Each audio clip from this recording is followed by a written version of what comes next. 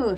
Welcome to another week in our current series, which is Stories and Songs.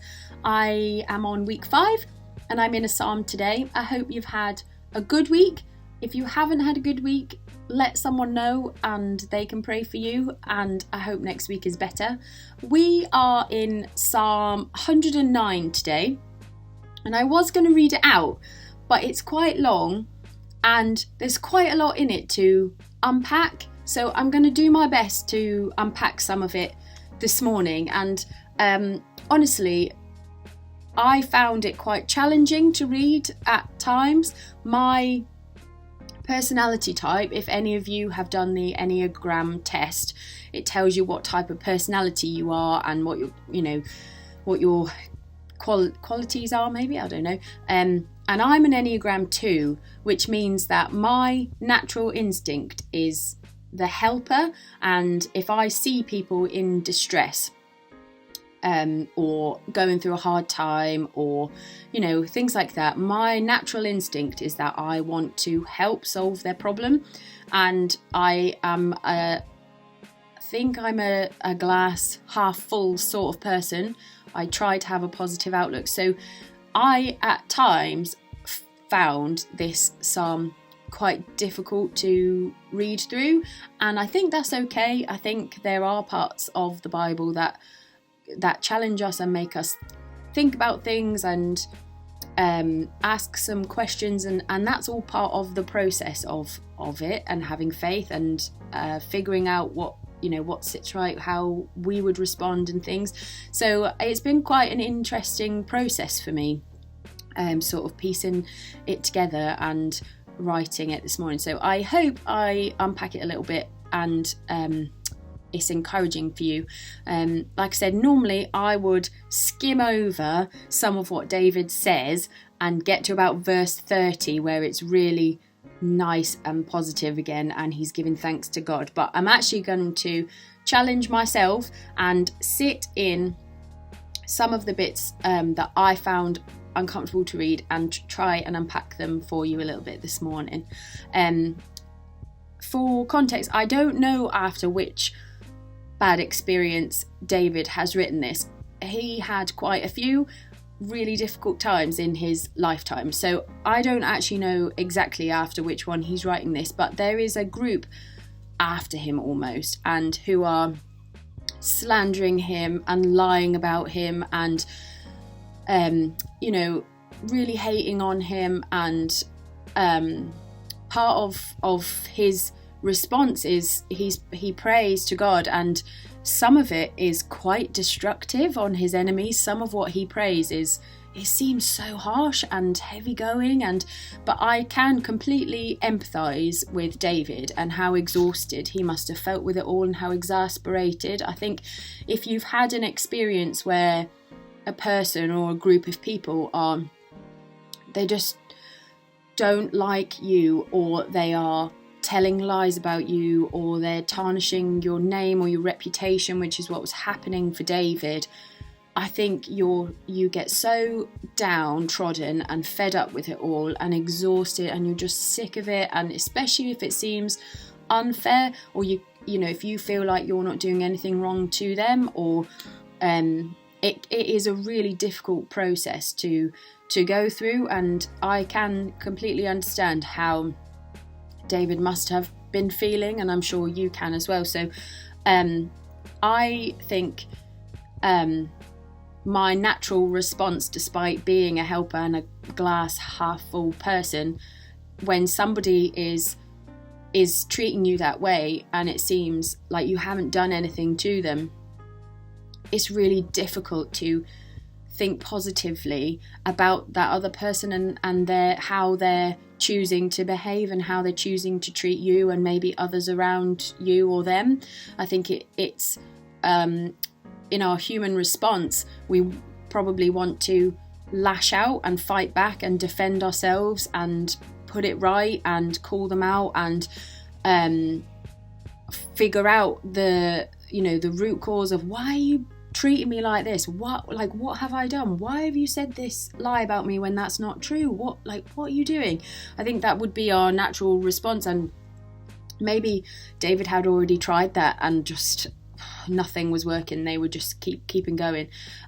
So the verse I really want to focus on, with character in mind, the theme for the series being our character, the verse I really want to focus on is verse 4, which says, "I love them, but they try to destroy me with accusations, even as I am praying for them."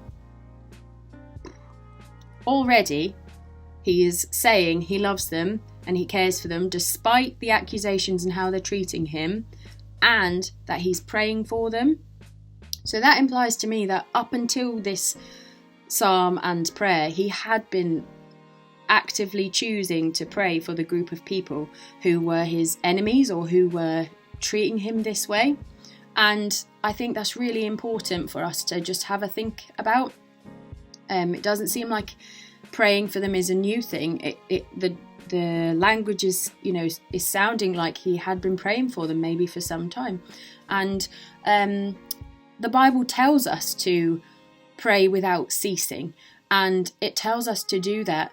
And without ceasing really does mean in all circumstances, in the good, in the middle mundane, just ticking over, and in the really awful.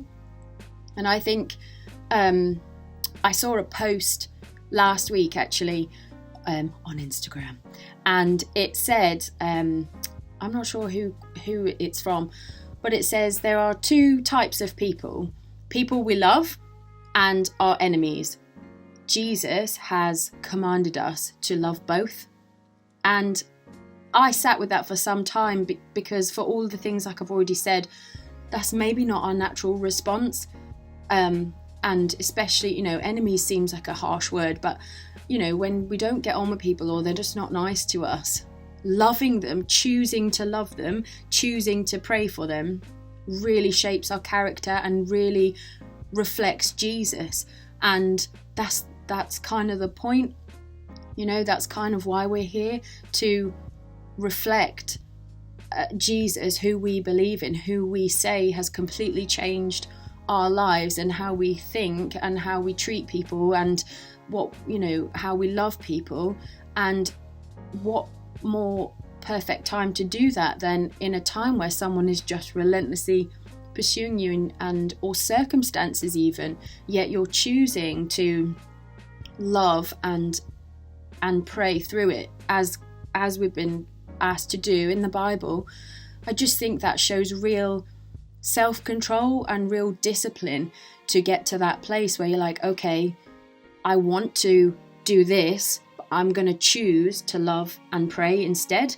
I'm going to choose not to fire back an unkind comment about you, and I'm going to choose to love you and pray for you. I'm going to choose not to talk about you behind your back because you've said this about me. I'm going to choose to love and pray for you. And it just really stuck out to me as something to really work on and let shape my character and hopefully encourages you guys as well. A lot of much more intelligent people than me, a lot of clever theologians who spent a lot of time looking at it, say I think it's called the Judas Psalm, and they link it with Judas betraying Jesus. And so when you read the harsh things that are being written in there, like, may his children wander as beggars and be driven from their ruined homes. Like, it's quite a lot. So some people, they say call it the Judas Psalm, and they say that it's a foreshadowing of Judas betraying Jesus and Pilate's condemnation. And I would really encourage you to research that if that's your thing, to look into all that kind of thing, because I found that really, really interesting. And then a lot of it makes a lot more sense on why it seems so harsh, and the overcoming at the end. So that is a really interesting thing if you want to research that in your own time, and pop me a message to talk about it, because I quite like that sort of thing. But I'm not going to go into that too much today. It was just sort of for you to know if you want to look at that this week. But whether it is David's specific circumstance or Judas and Jesus, Jesus was fully man. He had emotions, and his disciple, his friend, betraying him, although he would have known as God that that is what had to happen and what was going to happen. That's painful. That is betrayal. That is unjust and unfair.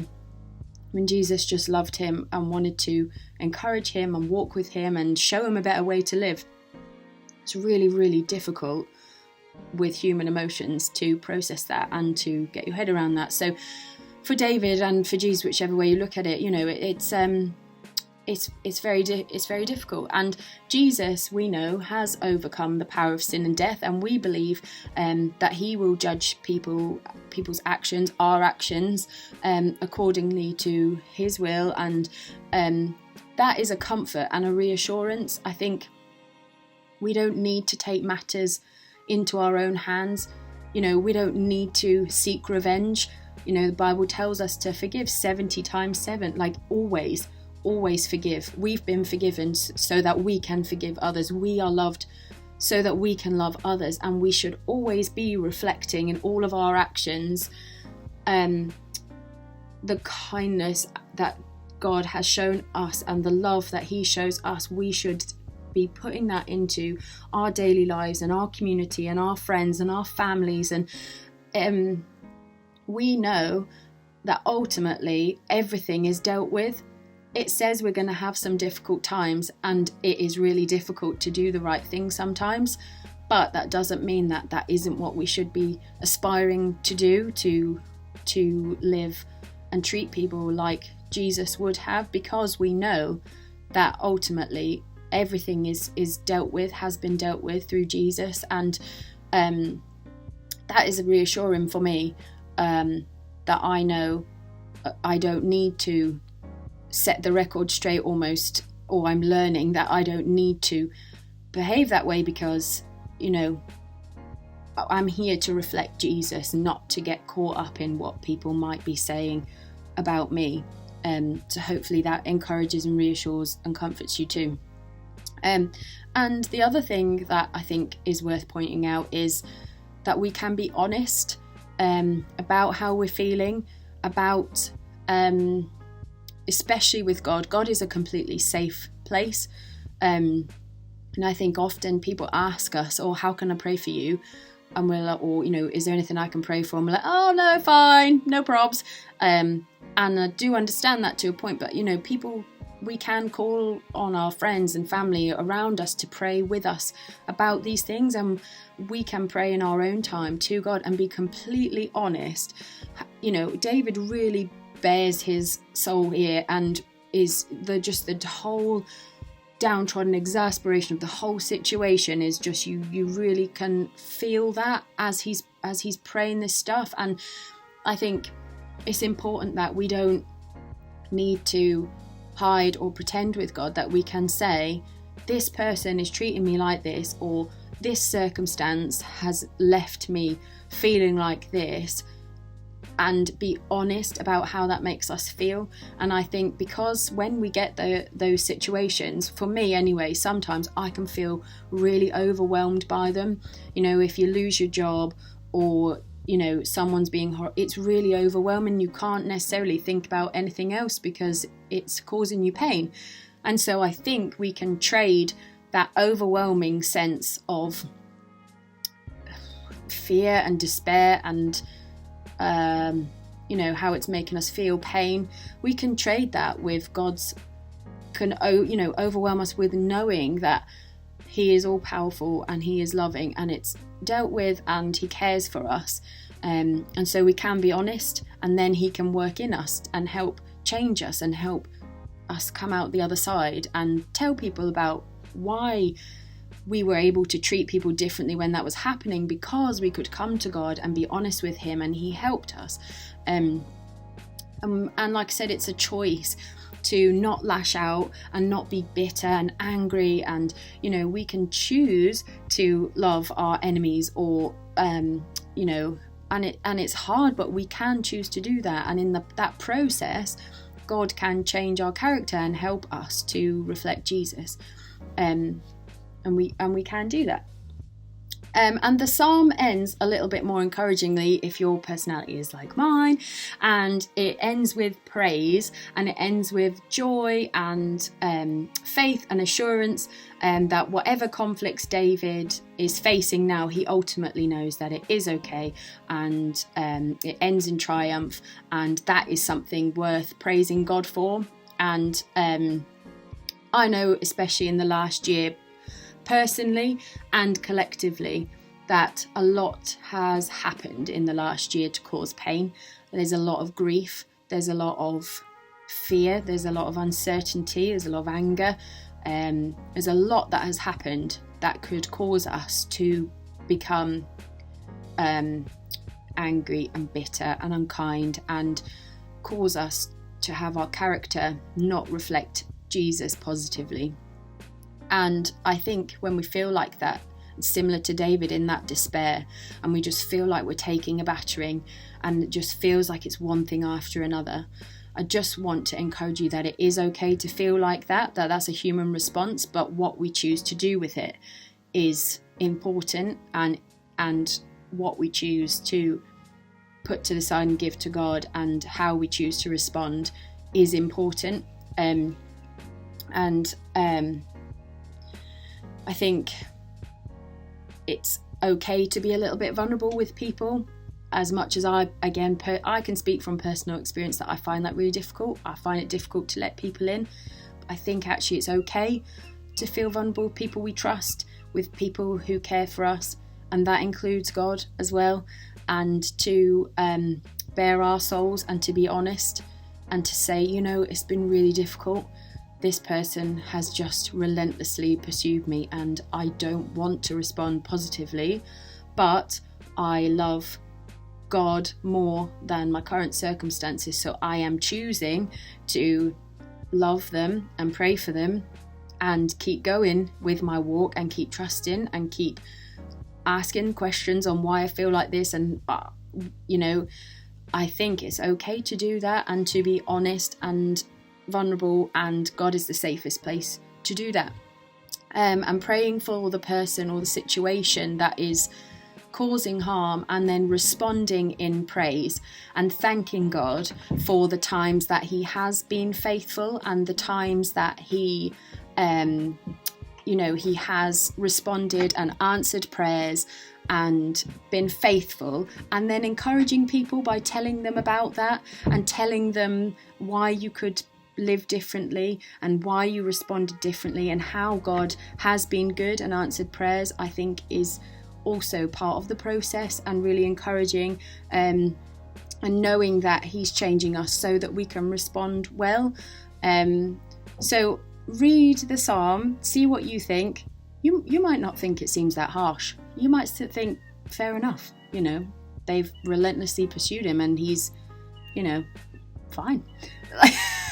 But let me know what you think, and I just really hope it's encouraged you, because we do all have times and periods in our lives where we feel really fed up. There's peaks and troughs, and how it's inevitable that we're going to have those experiences and those moments, but I think how we choose to respond to them is really important and the thing to take away from today. So praying for you, and I hope you have a great week. And yeah, see you soon.